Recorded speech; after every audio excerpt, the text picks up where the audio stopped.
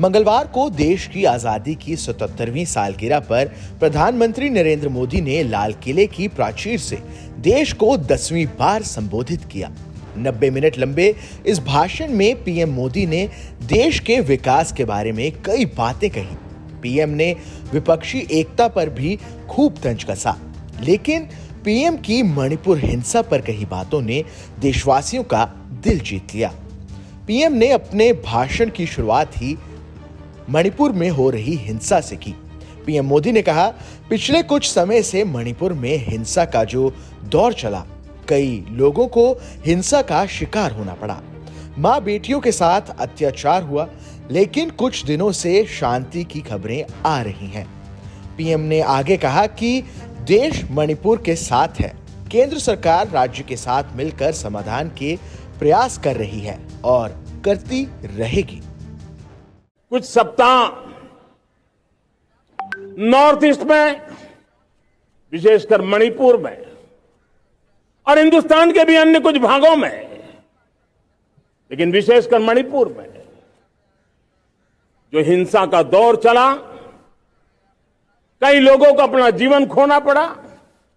मां बेटियों के सम्मान के साथ खिलवाड़ हुआ,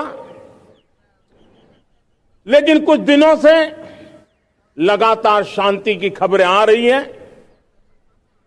देश मणिपुर के लोगों के साथ है।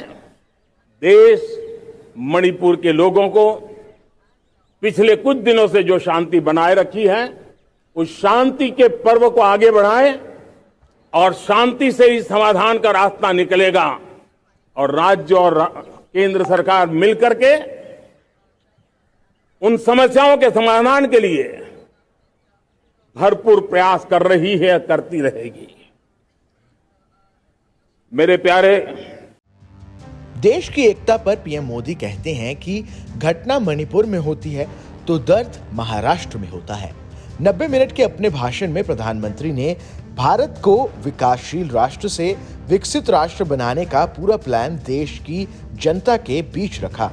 पीएम ने कहा कि मैं आज आपसे कुछ मांगता हूं। 2047 में भारत का तिरंगा विकसित भारत का तिरंगा होना चाहिए। रत्ती भर भी पीछे नहीं हटना है। जो देश सोने की चिड़िया कहा जाता था, वो फिर से क्यों ना खड़ा हो जाए। 2047 में मेरा देश विकसित देश बनकर रहेगा।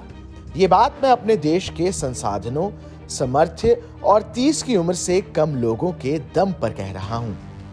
पीएम मोदी ने कहा कि रिफॉर्म, परफॉर्म और ट्रांसफॉर्म से देश बदल रहा है।